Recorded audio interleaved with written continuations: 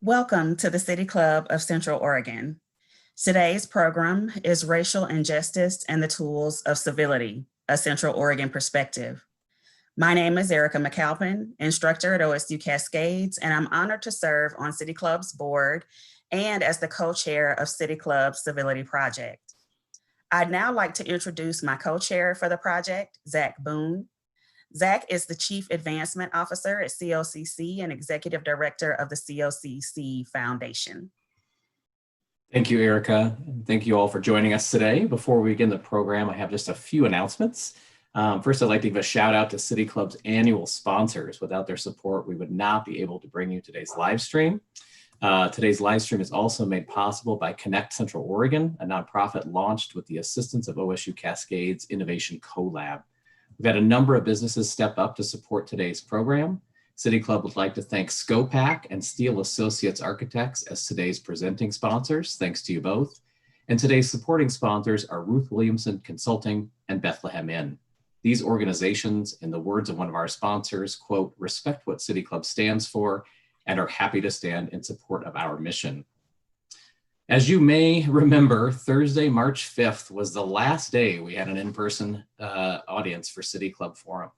Since then, City Club has produced 5 candidate forums and 6 topic-based forums for live streams, all free for our community. As we head into summer, City Club continues to be the place you can count on to ask tough questions and continue difficult conversations. We miss seeing you at our forums and are grateful for your generous support. If you watch and enjoy, please consider making a donation. If you've been thinking about becoming a member, now is a great time to sign up. Now on to today's forum. As many of you know, City Club adopted the 9 Tools of Civility earlier this year. They're located on the City Club website. And today I would like to share one of these with you that I am working on in my life. That tool is listen. Focus on others in order to understand their points of view. Quite frankly, in my life, especially now, doing more listening and less talking on critical issues is my personal goal and intention, and I would encourage all of you with us today to do the same. Today's forum will be moderated by Erika, and I'm honored to introduce each of our 3 panelists. Rob Garrett has been a Bend resident for 5 years and moved to the region from Los Angeles in 2015. We won't hold that against you, Rob. His background is in 3D animation, motion design, and video production, and he taught for 12 years at the Art Center College of Design and has created logos, graphics packages, and entire shows in the entertainment industry. With the goal of creating community in his adopted home, he created the Bend MoGraph Meetup Group and actively collaborates with other digital artists to foster community and learning. When not in front of a computer, he can be found riding one of his several bikes around town or in the forest or skiing at Mount Bachelor for as many days as his knees will allow. Thank you for joining us today, Rob. Marcus LeGrand is an educator, student advocate, community leader, and activist for equity. His pronouns are he and they. He currently works for Central Oregon Community College as the Pathways Success Coach and instructor, is a father of 2, a loving husband, and an all-around fun guy. He was the recipient of the Diversity Achievement Award at COCC in 2018 and 2020. He's a 20-year collegiate basketball official, freelance writer, avid reader, and world traveler. Thanks for joining us today, Marcus. Jim Porter entered civilian law enforcement in 1983 after completing his enlistment with the Air Force Department of Security Police. Upon entering civilian law enforcement, he served as deputy sheriff with the Crook County Sheriff's Department, then as a detective with the Brookings Police Department before joining the Bend Police Department in 1991. In January of 2014, he was appointed as chief of police. He is a graduate of the FBI National Academy, holds a bachelor's degree in business management and an associate's degree in studies in criminal justice. He is a recipient of the United States Air Force Achievement Medal and Oregon Police Officers Association's Medal of Valor. Thanks for joining us today, Chief Porter. And we will invite you to post questions for our experts to be answered during this forum later at menti.com. We'll put that up on the screen later, menti.com. That's menti.com. And our code today is 382 760-382-760. And again, for those of you playing at home, that will be displayed later. And now I'll turn it back to Erika. Thank you. Thank you, Zach. So to get started today, I just want to say that dialogue is what can change situations. And it's very important to have conversation about the racial unrest in the country today. We want to engage in civil discourse as we are leading this as a part of the Civility Project. So to start, I would like to ask each of you, and I'll start with Rob, please tell our viewers how you are personally handling the racial unrest in the country and how is it impacting you as an individual? I think that, well, first of all, I'm all over the place. I have good days and bad days, I think, like everybody. It's disturbing to see the images on television and to think about where we are as a nation. I try to remember also that this has all happened before, and we clearly haven't learned the lessons from the past, and we're in this crazy place where even though we're trying to get through this moment, the thing that feels different from the last time, and for folks that saw the event on Monday, you'll know that I lived in Los Angeles during the 1992 riots. Not much changed after that. A lot feels different this time. Coming back to Zach's principle for today, one of the important things that's changed this time around is that people are listening. That didn't happen in '92. And I'm really grateful for this opportunity to come on here and talk for a bit. The listening component of it is so important for all of us. I have a lot to learn on the subject, even though I've lived it my whole life. And each of us can bring something to the table regardless of our backgrounds. And I hope everybody does that. Thank you. Chief Porter? I've had to really work on my resilience. Books on tape and podcasts have become my best friend because I find myself exceptionally angry that my profession learned nothing from the 1960s when we were turning dogs and fire hoses on people peacefully protesting. I'm disappointed. So I've kind of channeled that towards speaking to my younger officers about what is the history of our profession, what part did we play after the civil rights movement, and what part do we play before it, suppressing people's rights, Black people's rights. I had a lot of anger. I had literally weepy moments that I was so upset by this. Because above all, we're all humans. To see what we've been seeing on television, it impacts everybody. And I'm really frustrated that some of my fellow law enforcement leaders don't quite take it as personal as I do. But, Thank you. Marcus? I struggled to watch, but I think as a family, we decided not to watch the news for several days. Then we reached out to our families and friends to make sure they were okay. Many of them were frustrated, but as time passed, the conversations led into what can we do? How can we engage? How can we help? For me personally, it was hard to watch a person of color being treated unjustly by another human being. And, but I'm doing better because I see that many people from all walks of life and different ages are coming together, organizing and working with community leaders to hopefully make some change. So I think I'm getting better. I'm getting better every day. It's great to hear. So in thinking about how I'm impacted as a Black woman living here in Central Oregon, I fear most for my Black son, who is tall for his age and jogs around in our neighborhood quite often. So with the death of Ahmaud Arbery, of course, as a mother, I was concerned. when he would go out for a run, I would make sure I'm dressed and ready just to get out of the house as fast as I need to, if I need to. So these events around the country, even though they aren't happening right here in Bend, they impact us as individuals. And I'm thankful to see that so many people in the community care about these issues enough to come out and protest during a pandemic and support these causes that are so important to Black people and people of color in our community. So Rob and Marcus, as Black men, have you had any encounters with the police since living in Central Oregon? I'll start with Marcus. Yes, my encounter since I've living here, unfortunately, I was mistaken by a policeman. He thought I was on my phone, talking on the phone, because I had it up. What I was doing, I was turning my ringer off. I was at a stoplight, and he asked me to pull over because he was behind me. So I pulled over into the parking lot. And so in my mind, I start going through all the things that happened to me of not living in Bend, you know, the other places I've lived throughout the country.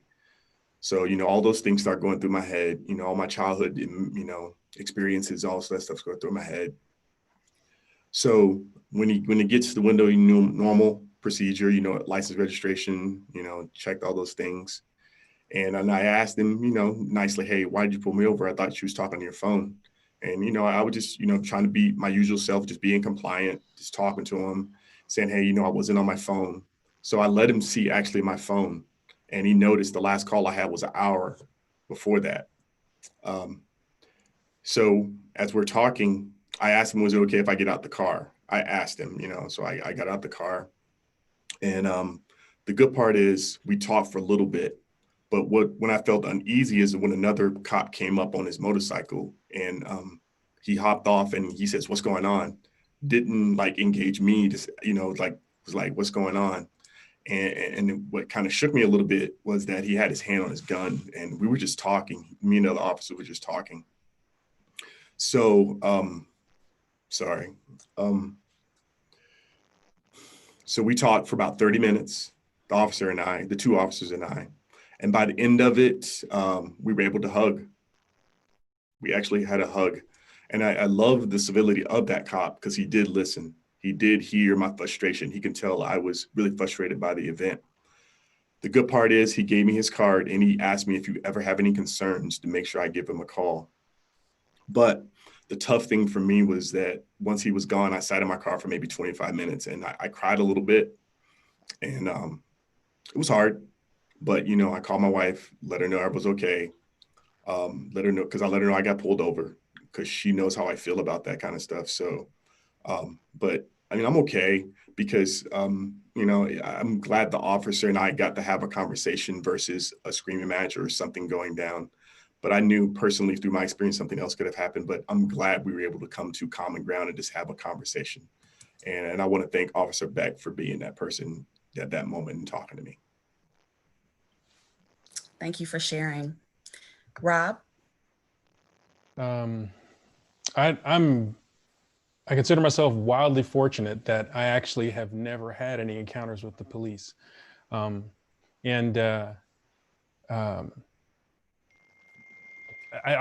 like to have people take that statement for a moment and process it. Because I've spent my entire life making sure that I don't have encounters with the police for a really important reason that Marcus just illustrated beautifully. It is not the same experience for people of color to have encounters with the police. And I was raised by my father to know that. And from a very early age. I have a lot of privilege in my life. One of the privileges I have was having grown up in the military.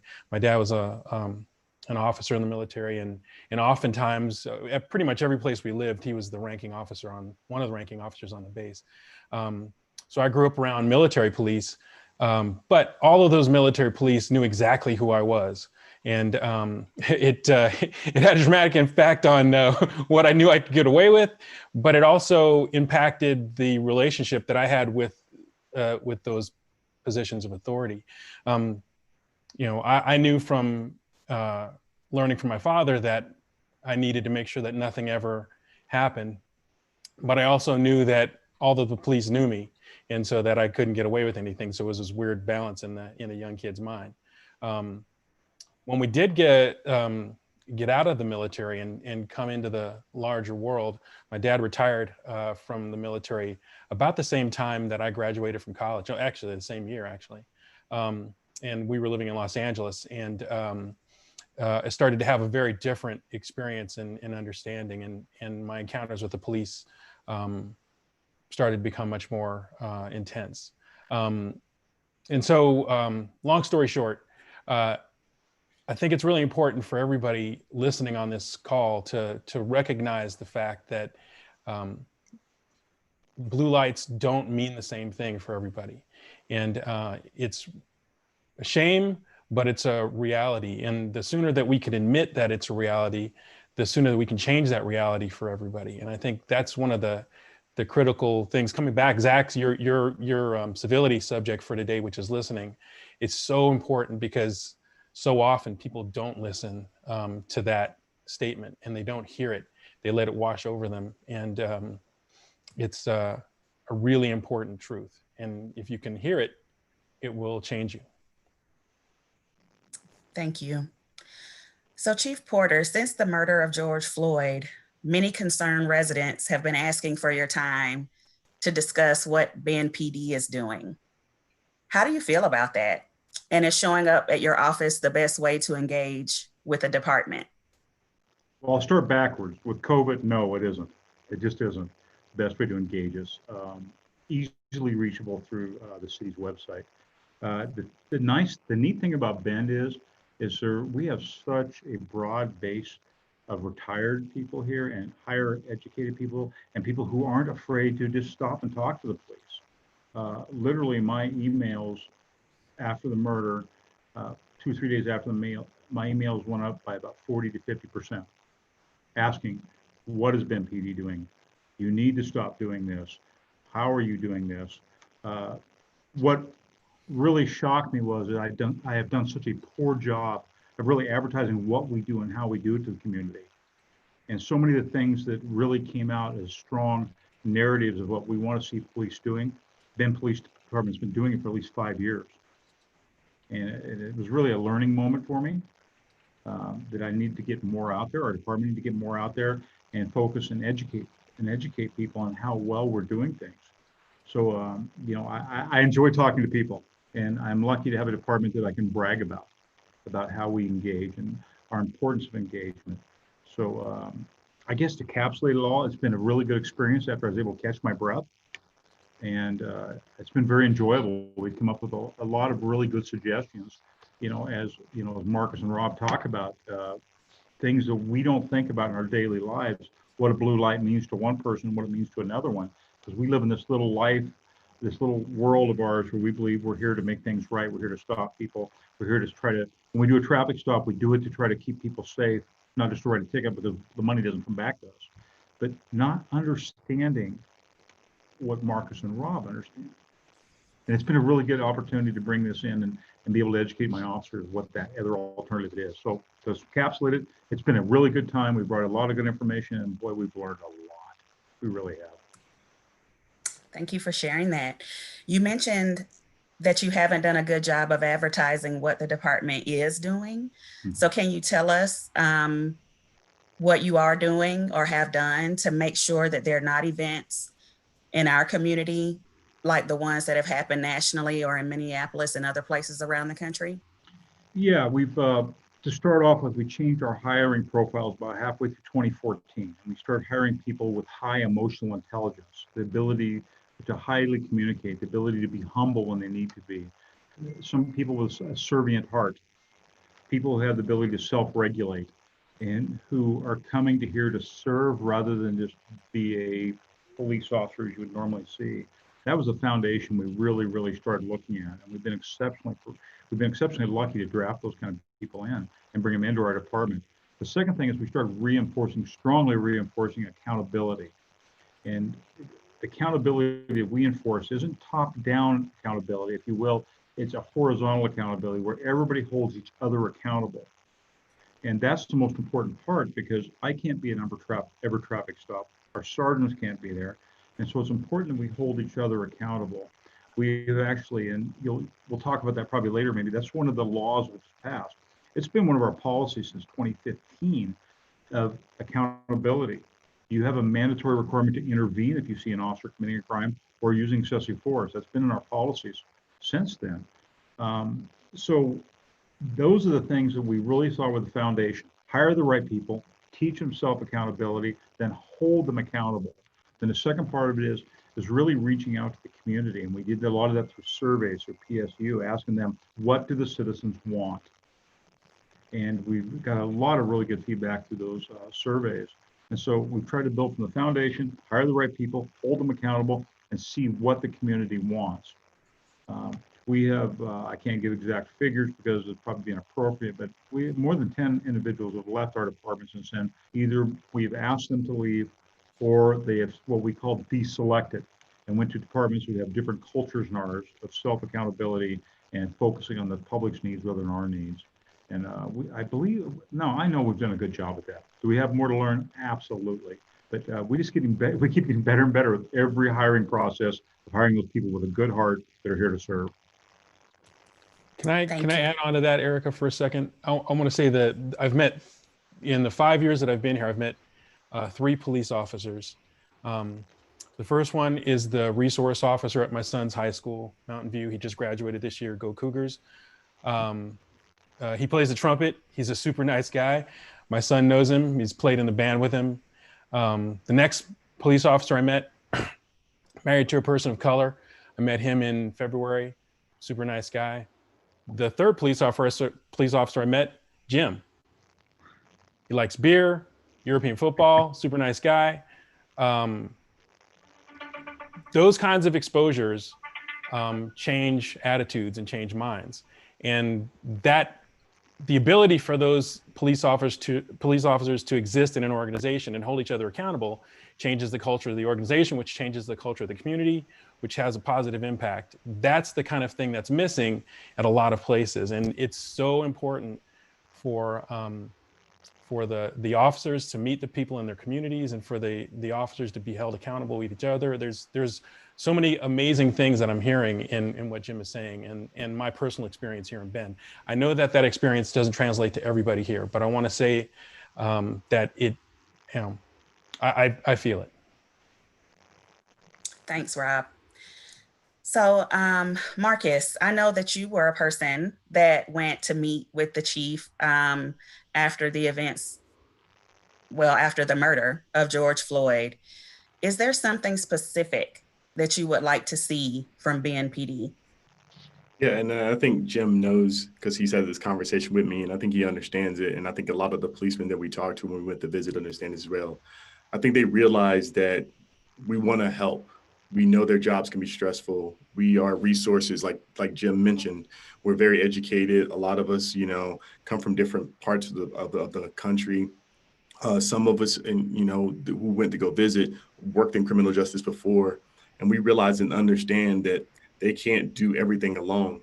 And we were just reaching out to them to say, hey, wherever we can help, if it's, mentoring young people, if it's trying to create a cadet program, if it's trying to go with them when they go into schools, just to show them that we're trying to support them to make this easier versus making it hard. I think we just had a great, just human conversation. It wasn't accusatory or anything. We just talked, which was great. And we were offering up anything we can to help. And I think they understood we weren't coming to, we came as citizens and they appreciated that. And I want them to realize that we're still here and there's other people who are willing to do the same thing. And just try to preserve some type of normalcy or just we respect them. And ultimately, we know we have differences and stuff, but we know we can work together to make sure this works. And it was great to them just to have that conversation. I met with some great officers and they just seemed so genuine in wanting to make sure that we can help with those changes. Like I said, because I know a lot of those visits probably couldn't go that way, but when you had that many men walk into a police department and just have a conversation was phenomenal. And we really appreciated the audience, but at the same time, their feedback, as well as they really looked at what Zach said. They listened. They truly listened, and I hope they heard us. And I think that's a good thing. I agree. It's definitely a good thing. I want to just touch for a second on the fact that we've used the word privilege a few times throughout the course of this conversation today. And just even for Marcus has started a group called the Black Fathers Group. And for Black men to have to come together and say, we're good fathers, that's not something that white men have to do. It's automatically assumed that white men will be there and be present and be a part of their families and raise their children. It's not automatically assumed for Black men. So Marcus has started his group here in Central Oregon. There are groups national, around the country that are sending the same message that Black fathers are present and they are there for their children and they care about being good fathers. So I think that privilege, when we talk about it, it's the things that we have to do as Black people to prove that we're good people that white people don't have to do. Marcus?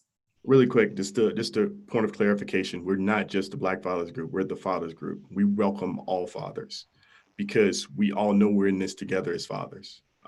We know that for us to have leadership and to work with youth in this community, it's not just going to take just us as Black fathers. It's all fathers. So we're welcoming so many other people as well from other backgrounds too. Just want to give you a heads up. Sorry. No problem. Thanks. So last question that I formed for the group before we start taking audience questions. What do you think when you hear conversations about defunding the police? Do you feel that defund is the right way to describe what actually needs to happen? And Chief Porter, I'll start with you on that one. Yeah. First off, I missed something there when I was listening to Marcus. There's something else we focused on our police officers now that we're teaching them is in police academies, you were taught to listen, to argue, or catch somebody in lies. You're just taught that way because we're doing investigations. We are now teaching our officers to listen, to understand. And that's a big shift. It just really is listening to understand. Listening when they're out with Marcus on the traffic stop, to listen to what he's saying and understand what he's saying rather than listen to catch him in mistakes. Oh, but I saw you with your phone. But actually listen and understand. And that's been a big shift in our profession and here at BIPOC. But on to the I hear the people. I believe they're right. I believe funding needs to be pushed towards higher education. A person shouldn't come out of college owing $60,000 to $100,000.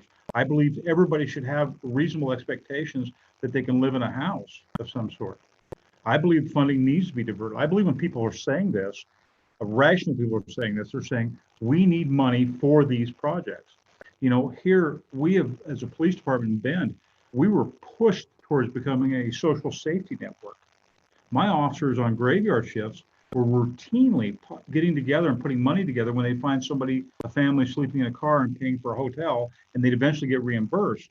So we're pushed into the housing market, the emergency housing market, the mental health.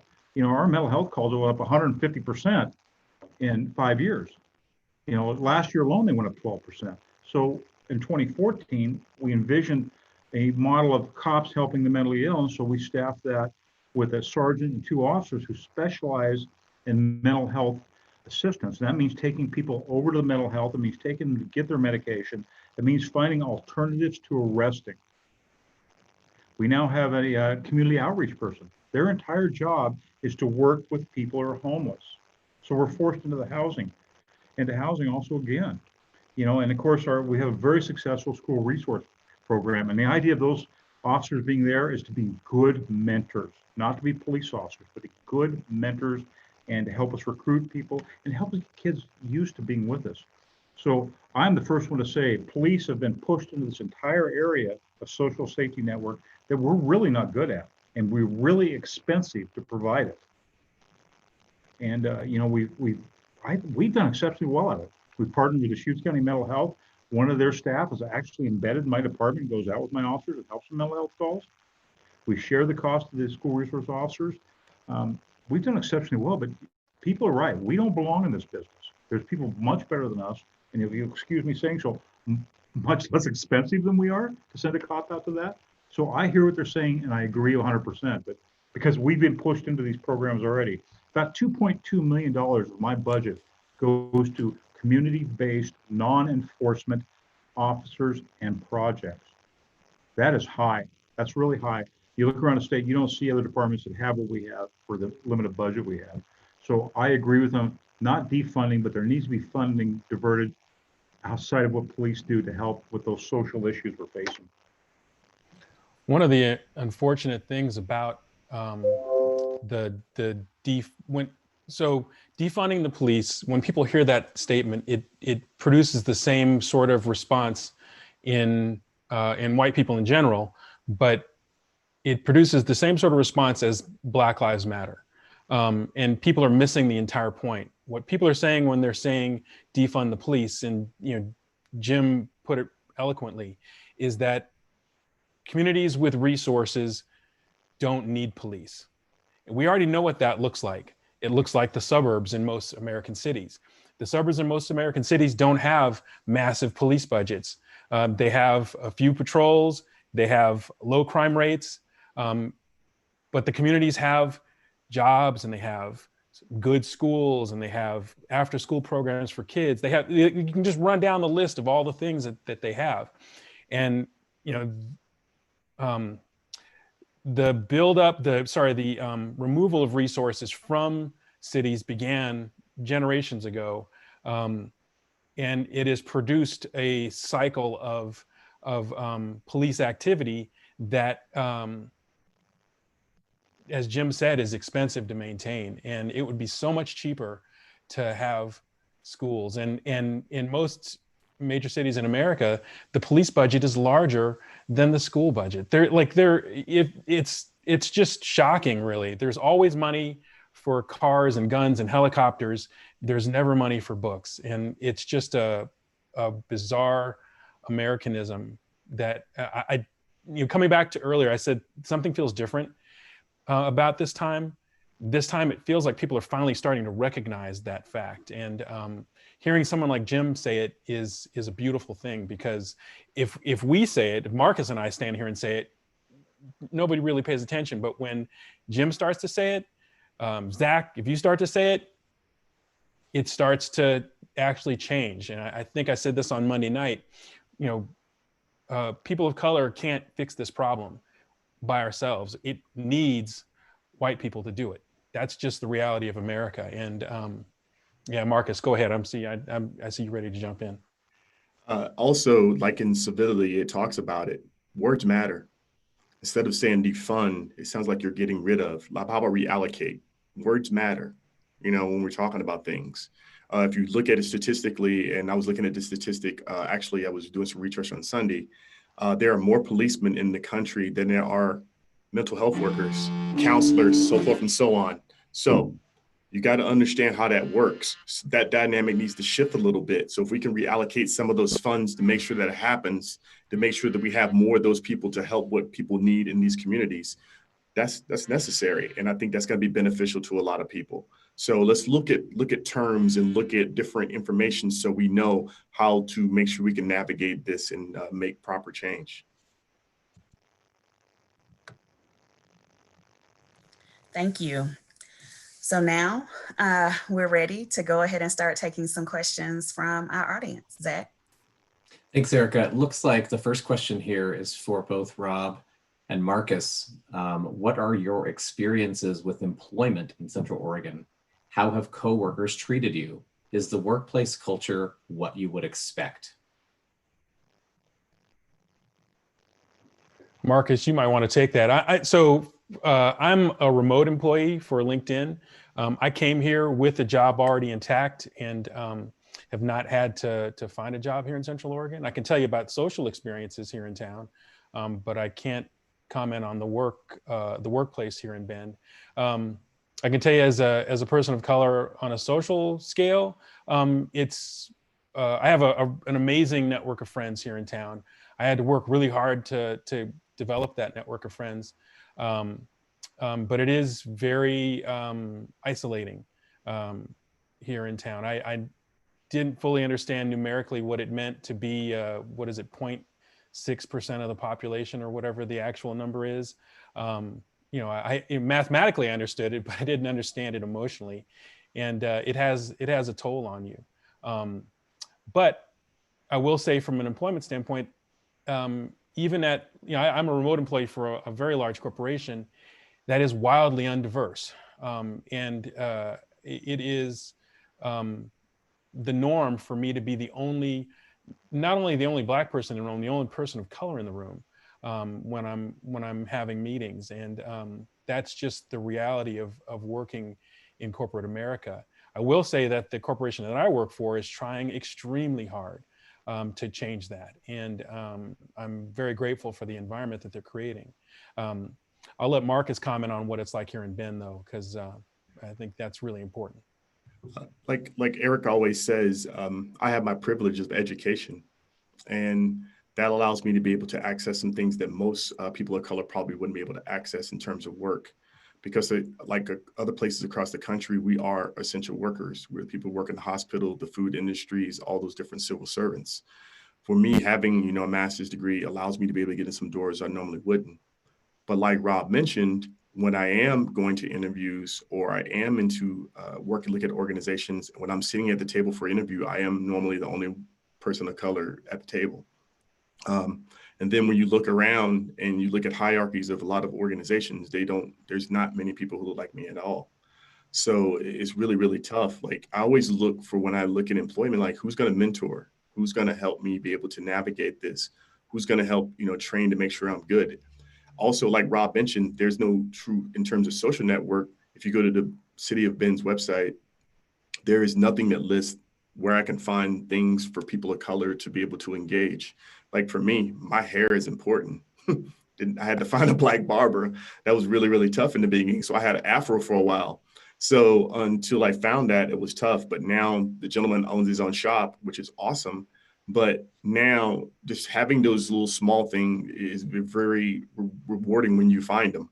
Like I think about it, Erika and been here 3 years. I've been here 5.5, and we just met 3 years ago. So think about that. That's that isolation Rob's talks about and trying to find that. But once we find that, we all network to each other really quick, and we start hanging out and start talking about things and trying to figure out how we can integrate, but at the same time to try to help the different organizations find solutions to make sure that we can diversify, not only in terms of skin color, but diversify in ideals.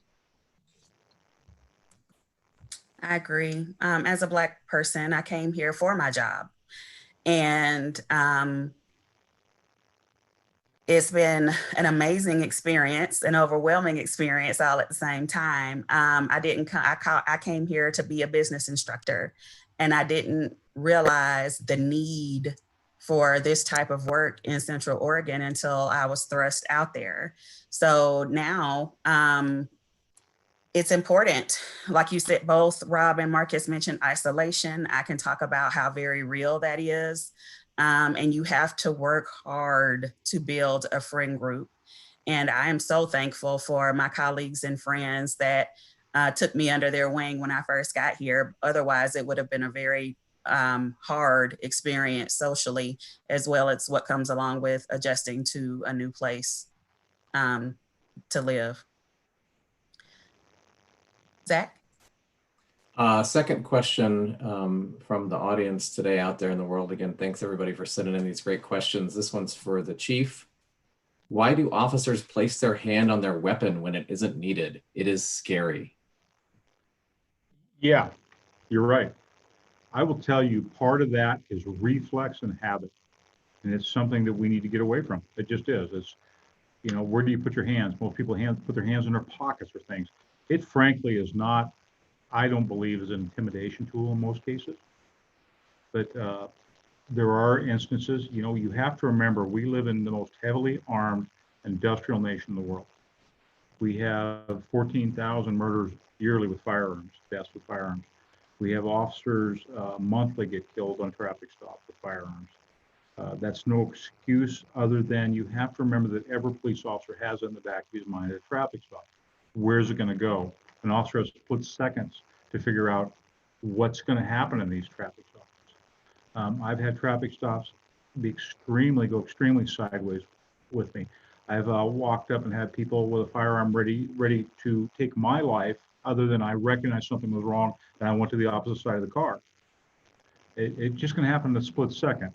And to ask those officers not to be aware of that and be prepared is a challenge. It's the dynamics of the world that we have to work in. Is it appropriate in all cases? Absolutely. It is not appropriate. When Marcus talked about his encounter, that wasn't appropriate, but I can bet if the other, it's a bad habit that we need to get out of. It just plain and simply is. It's like the habit of listening to argue instead of listening to understand. It's a habit that's built into our profession. And part of it's a habit of a human being of having to put your hands somewhere. And a lot of times officers will rest their hands on their firearms because they're intuitively trained to do that. And it's something we need to train out of. Whoever sent the message in, thank you. You're right. We have to train out of that. We just have to. Erika, I'll let you field this one or refer it. In the future, can we have a conversation that does not put the onus on Black individuals to relive their trauma? Can we? Of course. However, right now, with the racial unrest in this country, it's important, in my opinion, for Black people to share that trauma. Because we haven't had any situations like what happened to George Floyd to happen here in Central Oregon. And so for those of us that do live here and work here and play here that are of color, our stories are important. And the only way that I feel that we can effectively get our community engaged with what's happening right here with us is to share the trauma that has happened to us right here in Central Oregon. Rob, do you and Marcus have any other thoughts on that? Real quick, the most important word in that question was relive. Again, full disclosure, I'm probably one of the most privileged people you're going to meet. My list of privileges is extremely long. And yet, I said this on Monday night, every single time I leave my house, I get stared at by someone. The relive doesn't exist. It's a live. It is the simple fact of being different in a place. It is a daily thing. So there isn't it's not something that, happened a while ago and you are, having to dredge it up. It's continuous for Black folks. And I have it really good. And it happens to me on a daily basis. I can't even imagine the pain that people feel that don't have it really good. I say, I actually, sometimes I have moments where I can't even think straight because, I get stressed out and I have it so good. And I don't even understand how it works sometimes. I'm sorry, that wasn't as coherent as I wanted it to be, but Marcus, please save me. No worries. For me, I like talking about it because it allows me to heal from all my past traumas. Because I have 2 kids to raise and I want to make sure I can have those conversations with other people so I can find different ways to be able to talk to my kids about what happened. Because for a long time, I never wanted to go anywhere near the police department. So now that I can walk into one or engage with police makes me feel that much better because I know they're human beings and I know I can find ways to want to be able to work with them. So I had to get over some of those things so I can definitely be present, not only for myself, be present for my family. So I don't mind talking about it and like Rob said, relive, like you said, it's a lived experience, but I want to be able to be engaging and being able to be present for people. So it doesn't bother me anymore. I also want to say that I take great care in any panel that I put together in explaining to the panelists what their experience may be like in some cases paying them for their emotional labor because I understand the cost myself. I don't ask anyone to do anything that they don't want to do. So the people that are working with me want to be here, they want to share, and not everyone will be open to that. So I just think that it's important to understand that each of us, even though our skin is brown, we're different and we have different approaches to doing this work. And I think that it's important for listeners to understand as well that hearing from us, the people with a real experience, is important. What good does it do for a group to get together and have these conversations if our voice, whether it be through an article or a book, is not a part of the conversation? It has to be, because we are the ones that are living it. The next question, I'll just read verbatim. I'm white. Most listeners to this session are white. How can we increase our awareness? What questions should we raise with our white friends?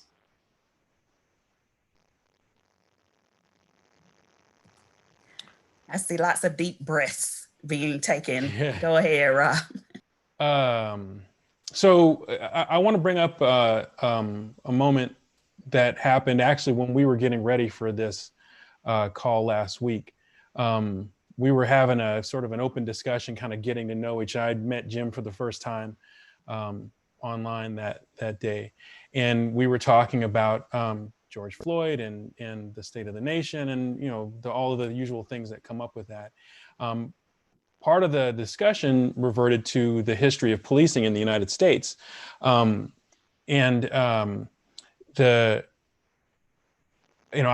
brought up the historical fact of policing in there are basically two branches to how police started.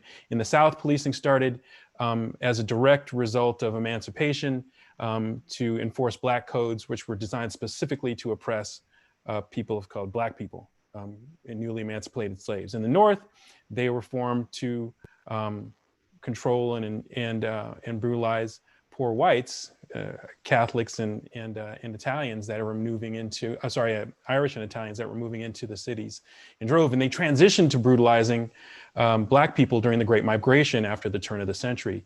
Those people were fleeing the oppression of the police in the South and encountered the sometimes worse treatment in the North cities as the police transitioned over to that. So imagine me saying that to the chief of police in Bend. Rather than shutting me down and saying, oh, you're full of shit, he said, really, where can I learn more about that? That's not the narrative that is being taught in the academies. And that simple statement is what white people can do. Learn more. He didn't know that history. People aren't taught the actual history of the United States. You're taught a version of history.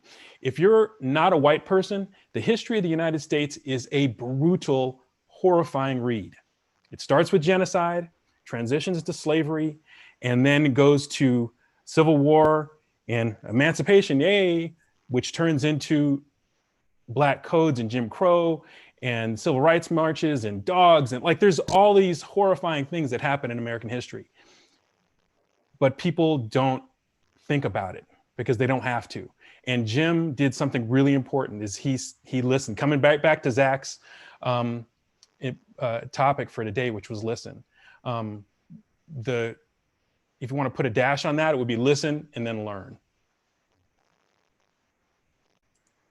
And I don't know if the FCC is monitoring us today. So Rob, you can just put a quarter in the swear jar. And, Wait, Erika, I'm apologize right now, but that was contextual swearing.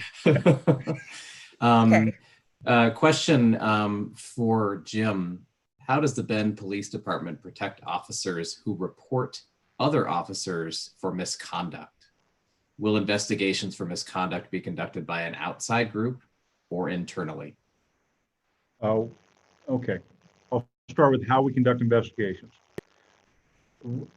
we conduct investigations internally by a lieutenant who is removed from the chain of command, who reports directly to me and no one else.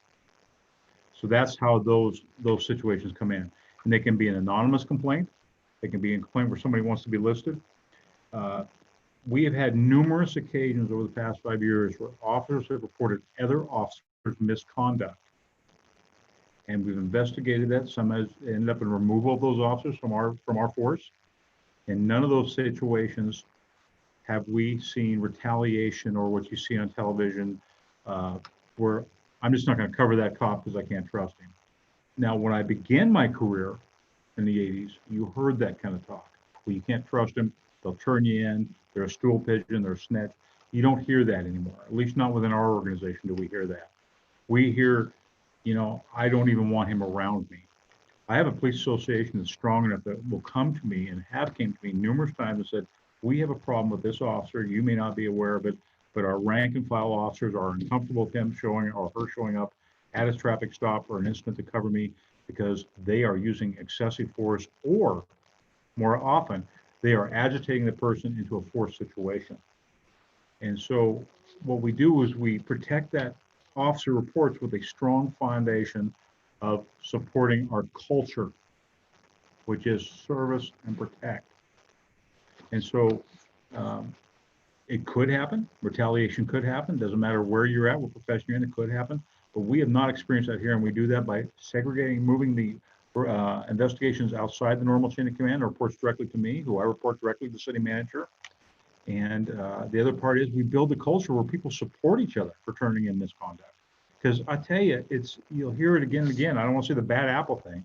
There's no one that hates a bad cop worse than a good cop.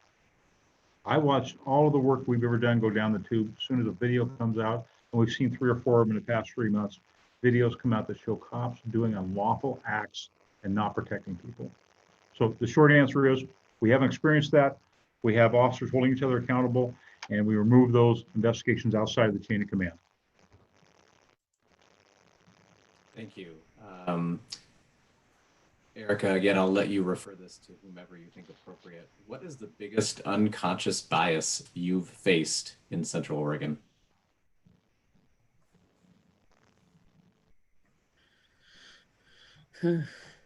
I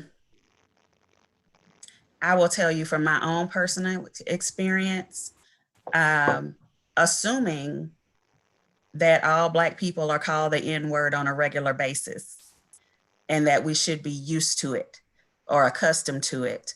I've actually had that said to me. Well, aren't you just used to that? No, I'm not used to that. And I will never be used to that. So I would say that's the most common for me. Marcus or Rob? For me, my biggest unconscious bias is they go to someone else to find out information about me without coming to me. They assume they know me from what somebody else said, or based on the information that they heard somebody say, or something out of context. They didn't come to the source. That's one of my biggest things. It's like, just call me, talk to me. I'm a human being. I will talk to you. I will discuss stuff with you. You know, so and ready to have that frank conversation sometimes, because like they talk about it in white fragility, you know, be comfortable with being uncomfortable. Have the conversation, pick up the phone. Don't use your network of people that you trust to find out information to actually pick up the phone and call me. I think to add to what both of you are saying, marketing in the United States tells us a lot of what Black people are supposed to be. And it causes all of us, everybody, in the world who's a human being who hears these things, to make certain assumptions about a person based on what they see before getting to know them. And I think that's from an unconscious bias standpoint, we all do it.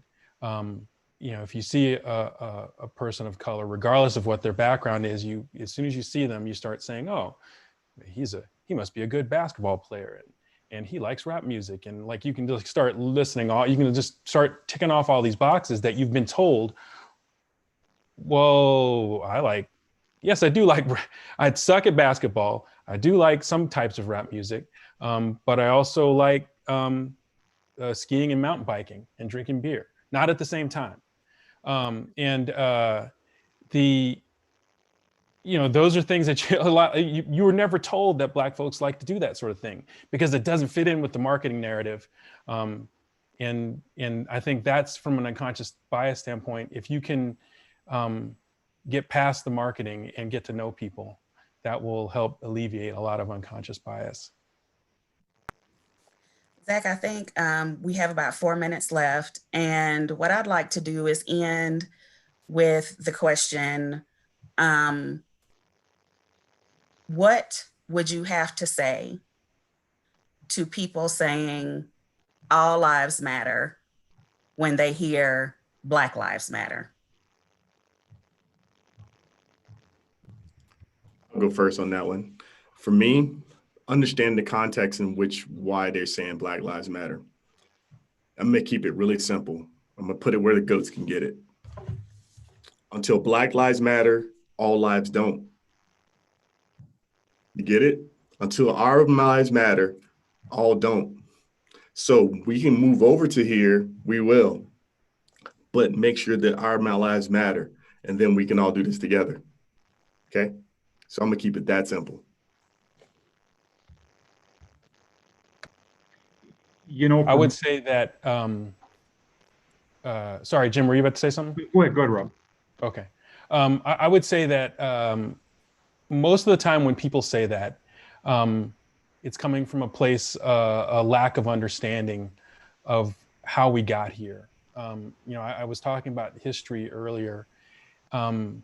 If you understand how the country was built and how the country was formed and the institutions that we have were designed from the ground up, you would not say all lives matter.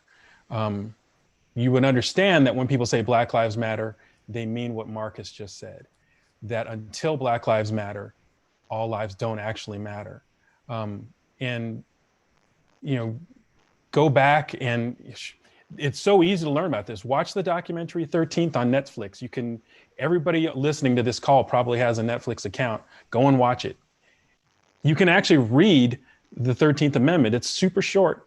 And that sentence sets up everything that we have today in terms of mass incarceration and the over-policing of Black people. It is right there in a sentence. The Black codes were written less than a year after that sentence was written. And they were a direct response, and they built everything that we're experiencing today, and they led directly to the death of George Floyd. So if you understood that, then you wouldn't say all lives matter. Jim? Yeah, I have to be careful not to let my passion get out ahead of me when I talk to folks right now. It seems like if it doesn't fit on a bumper sticker, nobody cares to process it. And I've tried the historical version of it, and I lose people.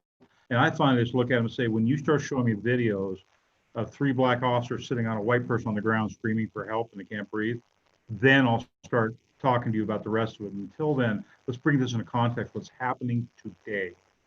Because when I try to explain historically, their eyes glaze over and they start arguing with you. I just want to say, here's a small snippet. Show me that video, because it ain't happening. We have to address the problem in front of us today, and that Black people are being killed by police officers for no reason. We're criminalizing infractions occurring to Black people to push it into this. It's just very frustrating for me. So I have to see, here I am again getting excited. But that's what I finally just say. Start bringing me those videos and we'll start talking about those. Thank you.